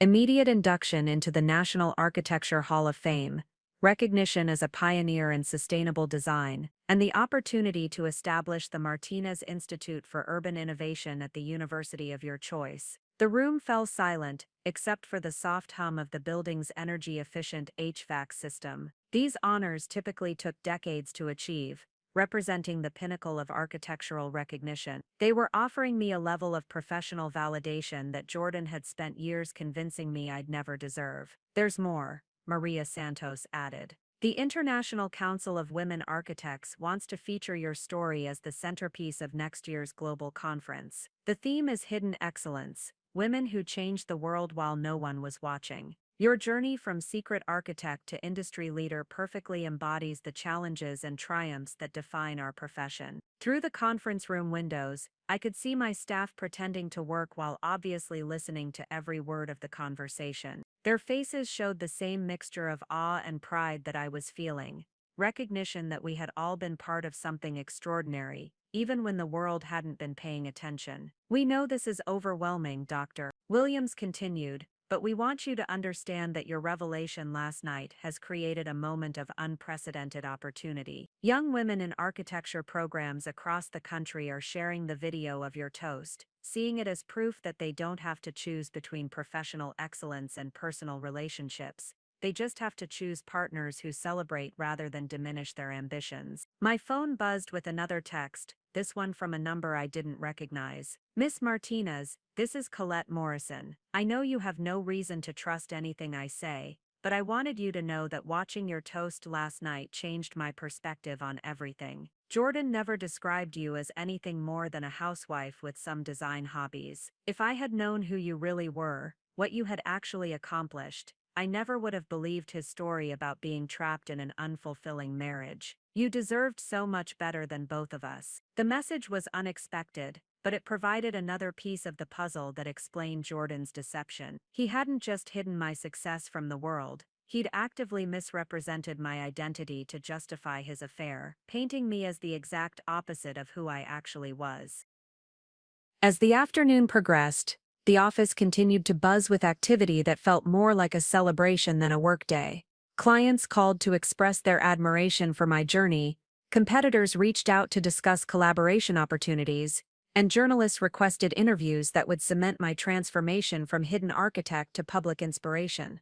The woman Jordan had tried to abandon was becoming the woman the world wanted to celebrate, and there was no going back. The euphoria of professional recognition was short-lived. By Thursday morning, Jordan had clearly realized that his initial strategy of portraying me as an unstable housewife wasn't working, and his legal team had pivoted to more aggressive tactics. I discovered this when Amelie burst into my office at 7:30 a.m., her usually composed demeanor replaced by obvious alarm. "Lauren, we have a problem," she said, spreading newspapers across my desk. Multiple problems, actually. The headlines were devastating. "Secret business built on husband's connections," questioned the Metropolitan Tribune. "Architecture firm under investigation for financial irregularities," declared the Business Journal. Most damaging was the feature article in Construction Weekly, "Industry Insiders Question Martinez Design's Rapid Rise." I scanned the articles quickly, recognizing Jordan's handiwork in every carefully planted insinuation. The stories suggested that my business success was somehow fraudulent, that I'd leveraged Jordan's professional connections to secure contracts, that Martinez Sustainable Design's financial records contained irregularities that warranted investigation. How did they get this published so quickly? I asked, though I already suspected the answer. "Davidson and Associates have connections throughout the business media," Amelie explained. "They've been making calls since Tuesday night, providing background information about your marriage, and suggesting that your business claims don't hold up to scrutiny. They're not making direct accusations, just raising questions that create doubt." The strategy was sophisticated and vicious. Rather than attacking me directly, Jordan's legal team was undermining my credibility by suggesting that my achievements were somehow tainted or exaggerated. They were banking on the business community's willingness to believe that a woman's rapid success must have some illegitimate explanation. My phone rang, displaying the number for City Hall. I answered to hear Mayor Richardson's chief of staff, her voice tight with concern. "Miss Martinez, we need to discuss the financial district project. Some concerns have been raised about your firm's background that require immediate clarification." My stomach dropped. The municipal contract that had seemed like a career-defining triumph was suddenly in jeopardy because of Jordan's scorched-earth legal strategy. What kind of concerns? Questions about potential conflicts of interest, the source of your startup funding, whether your husband's position at Tech Forward influenced any contract awards. Her tone was apologetic but firm. "We need comprehensive documentation proving that your business operations have been completely independent of any spousal connections." After hanging up, I called Rebecca Stone immediately. Her assistant put me through within seconds, suggesting she'd been expecting my call. "They're escalating," Rebecca confirmed without preamble. Jordan's team is systematically contacting your clients, your vendors, even your employees' previous employers. They're not making accusations, just asking questions designed to create doubt and uncertainty. The scope of the attack was breathtaking. Can they do that legally? Unfortunately, yes. As long as they're not making false statements, they can conduct due diligence investigations. The goal isn't to prove wrongdoing, it's to create enough uncertainty that people become nervous about being associated with you. Rebecca's voice carried the exhaustion of someone who had been working around the clock. We've also discovered that Jordan has hired a private relations firm to manage his public image. They're the ones coordinating the media campaign. I felt a familiar anger rising, the same fury that had sustained me through years of subtle undermining, but now amplified by the professional stakes involved. What's our counter strategy? Total transparency, Rebecca replied without hesitation. We're going to open every business record, every financial transaction, every contract negotiation to public scrutiny. We'll demonstrate not just that your success is legitimate, but that it's even more impressive than people realized. Within hours, my office had transformed into a war room. My accountant, my business lawyer, and 2 additional attorneys from Rebecca's firm worked with my staff to compile comprehensive documentation of every aspect of Martina's Sustainable Designs operations. Bank records, contract negotiations, client communications, employee files, everything that could demonstrate the complete independence of my business from Jordan's career or connections. The counterattack began with a press release, distributed to every major media outlet. Martina's Sustainable Design voluntarily opens all records for public review. The accompanying documentation package was exhaustive, showing not just that my business was legitimate, but that it had succeeded despite operating in complete isolation from any potential advantages Jordan's position might have provided. The response was immediate and decisive. Construction Weekly, which had published the most damaging article questioning my firm's rapid rise, issued a retraction within 6 hours. The editor's note read, "After reviewing comprehensive financial and operational records provided by Martina's Sustainable Design, we find no evidence supporting questions about the firm's business practices. We regret any implication of impropriety and commend Ms. Martinez for her transparency in addressing these concerns. More importantly, several of my major clients issued public statements supporting my work. The Riverside Community Center Board published a detailed account of their selection process, emphasizing that Martina's Sustainable Design had won their contract through competitive bidding that focused entirely on design innovation and cost efficiency. 3 other municipal clients followed with similar testimonials, but Jordan's team wasn't finished. By Friday afternoon, Emily discovered that private investigators were questioning my employees about their work histories, trying to find evidence that my firm had somehow stolen clients or intellectual property from Jordan's company. They were also contacting my college professors, apparently hoping to find someone who might suggest my academic achievements had been similarly questionable. The harassment was becoming systematic and personal. When I arrived at my apartment building Friday evening, the doorman informed me that several people had been asking questions about my lease, my visitors, my daily routines. Jordan's team was clearly hoping to find some aspect of my life that could be twisted into supporting their narrative of deception. That's when I realized we needed to end this definitively. The defensive approach wasn't enough. Jordan's resources would allow him to continue attacking indefinitely, wearing down my clients' confidence and my employees' morale through sustained uncertainty. We needed to take the offensive. I called Rebecca at home, knowing she'd understand the urgency. "It's time to reveal everything," I said. "Jordan wants to play dirty. Let's show him what real power looks like." "What did you have in mind?" she asked, though I could hear the anticipation in her voice. "Total exposure. Every lie he's told, every asset he's hidden, every aspect of his affair documented and made public. He wanted to destroy my reputation through insinuation and doubt. We're going to destroy his through facts and evidence." The gloves were coming off, and Jordan Hayes was about to discover that he'd picked a fight with the wrong architect. The showdown came at 2:47 p.m. on a gray Saturday afternoon, in the most unlikely of places, the home improvement store where Jordan and I had once shopped for fixtures during happier times. I was selecting materials for a client's sustainable renovation project when I heard his voice behind me, tight with barely controlled desperation. "Lauren, The single word carried 8 years of history and 3 days of professional devastation. "We need to talk." I turned slowly, taking in his appearance with the detached observation I might apply to studying a building's structural flaws. Jordan looked haggard, his usually impeccable grooming replaced by stubble and wrinkled clothing. His eyes held the wild edge of someone watching their carefully constructed world collapse in real time. "Do we?" I replied evenly, continuing to examine sustainable flooring samples. "Your lawyers have been communicating quite effectively through media leaks and harassment campaigns." Jordan stepped closer, his voice dropping to the persuasive tone that had once been able to convince me to doubt my own perceptions. "That's not me, Lauren. Davidson and Associates are handling things more aggressively than I wanted. I need you to understand that this has gotten out of control." The lie was so smooth, so practiced, that I almost admired its execution. "Out of control?" I set down the bamboo sample I'd been examining and faced him directly.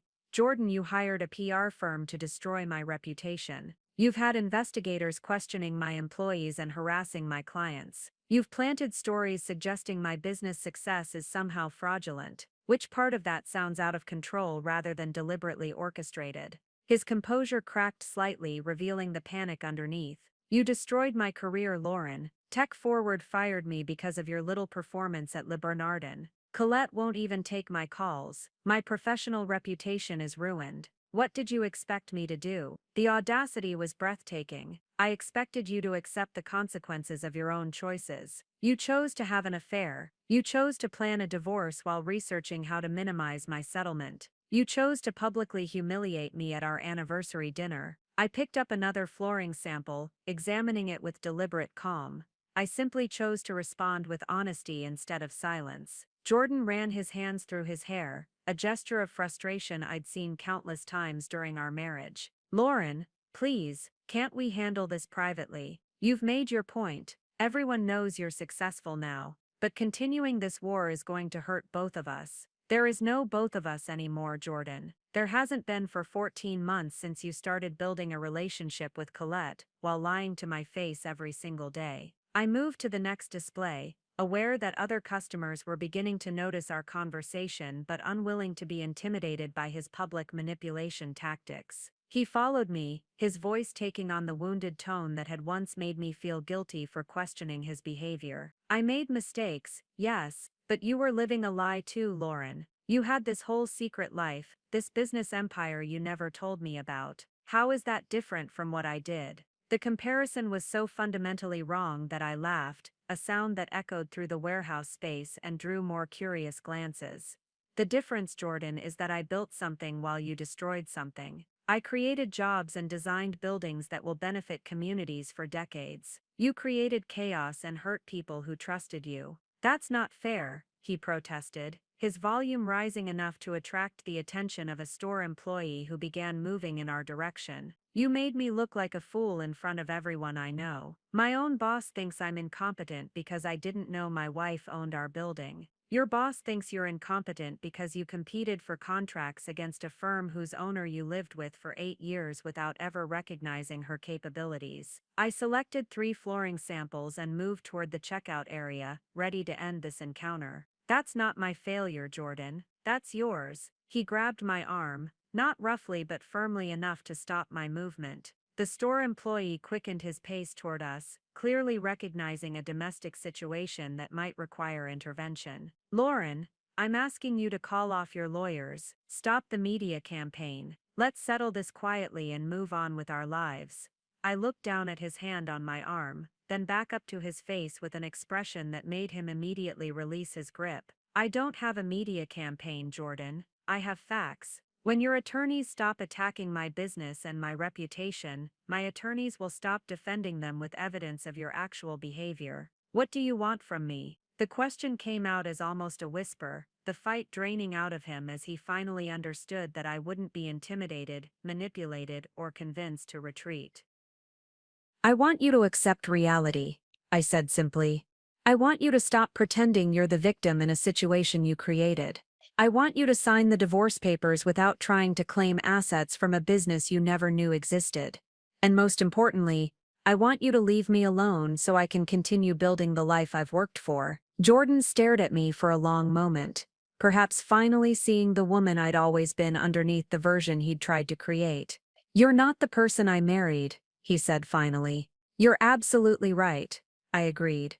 "The person you married was someone who made herself smaller to accommodate your ego. The person you're divorcing is someone who builds skyscrapers and wins international design awards. I'm much better now." The store employee reached us, his name tag identifying him as a manager. "Excuse me, is everything all right here?" "Everything's fine," I told him with a genuine smile. This gentleman was just leaving. Jordan looked around at the other customers who were now openly watching our exchange, realizing that any further escalation would only create more public evidence of his behavior. "This isn't over, Lauren."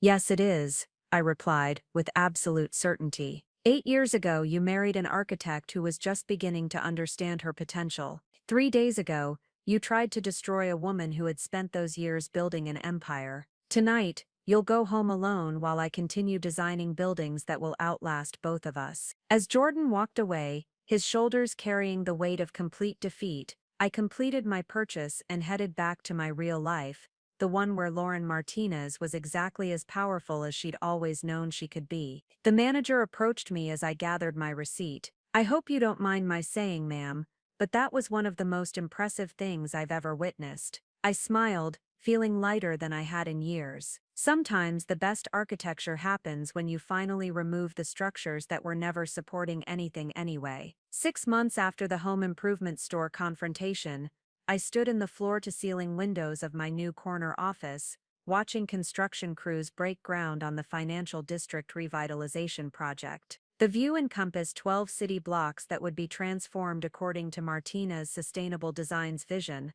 a living laboratory of green architecture that would serve as a model for urban development worldwide. The office itself was a testament to how dramatically my life had changed. Located on the 42nd floor of the Meridian Tower, a building I'd designed 3 years earlier under my secret identity, the space reflected the full scope of my professional success without any need for concealment. Awards lined the walls, architectural models of completed projects occupied custom display cases, and signed photographs with mayors, environmental leaders, and fellow architects created a visual timeline of achievements Jordan had never known existed. "The Times reporter is here for your interview," Emily announced from the doorway, her role having evolved from executive assistant to chief of staff, as Martina's Sustainable Design expanded into a nationally recognized firm. "She's particularly interested in the mentorship program and the scholarship fund." The Lauren Martinez Foundation for Women in Architecture had launched 3 months earlier,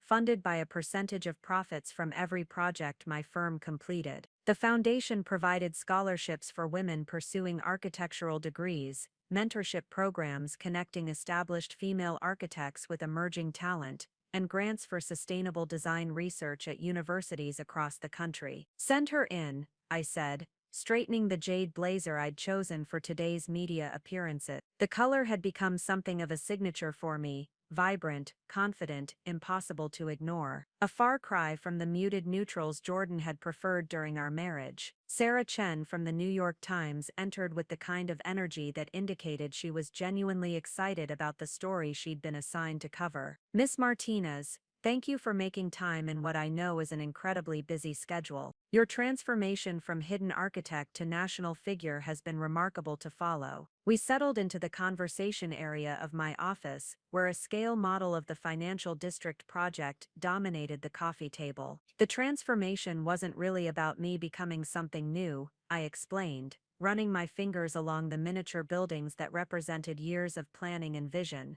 "It was about finally being able to exist publicly as who I'd always been privately." "Let's talk about the scope of what you've accomplished since your divorce was finalized," Sarah said, consulting her notes. "Martina's Sustainable Design has grown from 47 employees to over 200. You've opened offices in 3 additional cities. The firm's annual revenue has increased by 400%. How do you explain such rapid expansion?" I smiled, thinking about the irony of discussing my business growth with the same openness that had once seemed impossible. When you're no longer expending energy maintaining a false narrative about your capabilities, that energy becomes available for actual achievement. "The growth isn't really rapid," it's the natural result of removing artificial constraints. The conversation flowed easily as we discussed specific projects, design philosophy, and the challenges of scaling a business while maintaining quality standards. But the questions I found most meaningful were about the personal journey that had made professional success possible. Your story has resonated particularly strongly with women who feel they've been diminishing themselves in relationships, Sarah observed. The hashtag #HiddenArchitect has been used over 1 million times by women sharing their own experiences of concealing achievements to protect male egos. How does it feel to have inadvertently started a movement?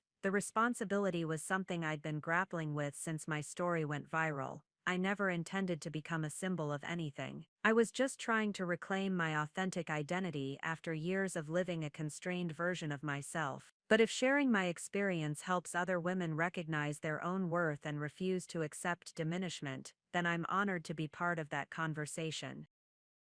My phone buzzed with a text from Marcus Chen, my lead engineer. Channel 7 news truck just pulled up. Ready for the groundbreaking ceremony coverage? The afternoon's events would mark another milestone in my post-divorce journey. The financial district groundbreaking wasn't just a construction project. It was a public celebration of sustainable design principles and a demonstration of what became possible when visionary architecture received proper support and recognition. There's something I'd like to show you before we head to the ceremony, I told Sarah, leading her to the conference room where my team had assembled a comprehensive display of current projects. This represents 18 months of work that happened while my marriage was ending and my identity was being reconstructed. The display was impressive even by industry standards, a mixed-use development in Seattle that would house 3,000 families while maintaining net zero environmental impact, a university campus in Denver that generated more energy than it consumed, a hospital complex in Miami designed to withstand Category 5 hurricanes while providing healing environments for patients and staff. Each of these projects was secured and developed during the period when my ex-husband was trying to convince divorce courts that I was financially dependent on him, I explained. While his lawyers were arguing that I deserved minimal spousal support because I'd never contributed to our joint success, I was signing contracts worth hundreds of millions of dollars. Sarah's expression showed the kind of amazement that still surprised me, even after months of positive media coverage. The cognitive dissonance must have been extraordinary. How did you maintain focus on your work while dealing with such personal upheaval?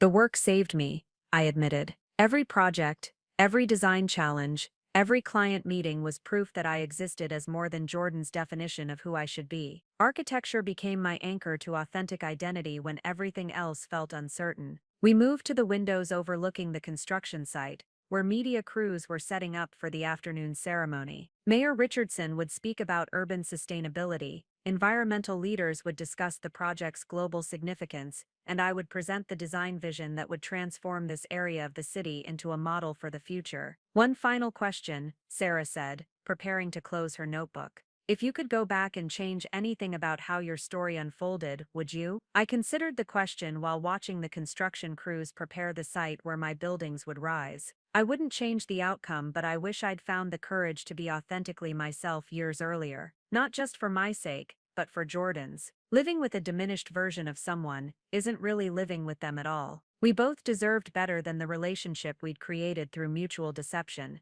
His about his faithfulness, mine about my capabilities. As we prepared to leave for the groundbreaking ceremony, I realized that the woman standing in this office, successful, recognized, unapologetically brilliant, had always existed. She'd just been waiting for the right moment to build something worthy of her vision. That moment had finally arrived, and she was ready to reshape the world, one sustainable building at a time. 2 years after that devastating anniversary dinner at Le Bernardin, I stood at the podium in the United Nations headquarters, addressing the Global Climate Action Summit about sustainable urban development. The irony wasn't lost on me that the woman Jordan had abandoned as a burden was now speaking to world leaders about reshaping the future of human habitation on Earth. Ladies and gentlemen, I began, my voice carrying clearly through the assembly hall. The buildings we design today will either accelerate climate change or become part of the solution. There is no neutral ground in architecture anymore. The audience of environmental ministers, urban planners, and climate scientists listened intently as I presented the Martinez model, a comprehensive approach to sustainable city design that had been implemented in 12 cities across 4 continents. The financial district project, that had seemed so significant 2 years ago, was now just one example in a portfolio of urban transformations that were redefining how humans could live in harmony with their environment. As I clicked through slides showing before and after images of transformed neighborhoods, I caught sight of Mary Whitfield in the audience. The restaurant owner who had witnessed my revelation at Le Bernardin had become an unlikely friend and supporter, implementing sustainable practices across her hospitality empire based on principles we discussed during our many subsequent conversations. After my presentation, Mary approached with her characteristic warm smile. "Lauren, that was magnificent. I remember the woman I met 2 years ago, sitting alone at an anniversary dinner with blood on her hand and fire in her eyes. Look at you now." The transformation had been complete but gradual. Martinez's sustainable design now employed over 400 people across 6 offices. The Lauren Martinez Foundation had provided scholarships to over 300 women pursuing architecture degrees. I'd been featured on the cover of Time magazine as one of the world's most influential environmental leaders, and my TED Talk about hidden potential had been viewed over 50 million times. "I received an interesting call yesterday," I told Mary as we walked through the UN lobby. "Jordan reached out through his new company's publicist. He wanted to arrange a meeting to discuss potential collaboration opportunities." Mary's eyebrows rose. "How did you respond?" "I didn't." I laughed. "My assistant Amelie handles all business inquiries through proper channels. If Jordan's architectural consulting firm wants to submit a proposal for subcontracting work, they can follow the same process as every other vendor." The irony was exquisite. Jordan had rebuilt his career after the tech-forward debacle, launching a small firm that specialized in smart building technology integration. His company was competent but unremarkable, exactly the kind of mid-tier operation that occasionally received subcontracts from major firms like Martinez Sustainable Design. "Any regrets?" Mary asked as we exited onto First Avenue where my driver was waiting. I considered the question while watching the late afternoon sunlight reflect off the glass towers that formed Manhattan's skyline, several of which now bore my architectural signature. Only that it took me so long to trust my own worth. I spent 8 years trying to make myself smaller to fit into someone else's vision of what I should be. Imagine what I could have accomplished if I'd started building openly from the beginning. The car ride to my final appointment of the day took us through the financial district, where the sustainable urban development project was nearing completion. The transformed area had become a pilgrimage site for architects and urban planners from around the world, a living demonstration that environmental responsibility and economic prosperity weren't competing interests but complementary goals. My destination was the Columbia University School of Architecture, where I'd been invited to deliver the keynote address for this year's graduation ceremony. The invitation felt like completing a circle, speaking to young architects who would inherit the climate challenges my generation had created, but also the tools and knowledge to solve them. "The most important lesson I can share," I told the graduating class, "is that your authentic voice, the one that might feel too bold, too innovative, too challenging to existing systems, is exactly what the world needs. Don't hide your light to make others comfortable. Don't diminish your vision to fit existing frameworks. Build something worthy of your highest aspirations." After the ceremony, a young woman approached, Maria Gonzalez, who had been selected as the recipient of this year's Martinez Foundation Scholarship. "Miss Martinez, I wanted to thank you personally. Your story gave me the courage to pursue sustainable design, even when my professors suggested I focus on more practical specializations." Watching Maria's determination reminded me why the Foundation's work mattered. Every scholarship, every mentorship connection, every grant for innovative research was an investment in a future where talented women wouldn't need to hide their capabilities or apologize for their ambitions. As I returned to my apartment that evening, a penthouse I'd designed myself with views of both the Hudson River and Central Park, I reflected on the unexpected journey that had brought me here. The woman Jordan had tried to abandon had become the woman the world wanted to learn from. My phone displayed a final text of the day, from Amelie, tomorrow's schedule, 9 a.m. meeting with the Secretary of Housing about national sustainability standards, 2 p.m. interview with Architectural Review, 4 p.m. Foundation Board meeting. Also, your TED Talk just hit 60 million views. I smiled, setting the phone aside and opening my laptop to review plans for next month's project, a carbon-negative housing development that would serve as a prototype for climate refugee resettlement. The work continued, and Lauren Martinez was exactly where she belonged, building the future she'd always envisioned, one sustainable structure at a time. The marriage was a distant memory, the empire was eternal. Up next, you've got 2 more standout stories right on your screen. If this one hit the mark, you won't want to pass these up. Just click and check them out. And don't forget to subscribe and turn on the notification bell so you don't miss any upload from us.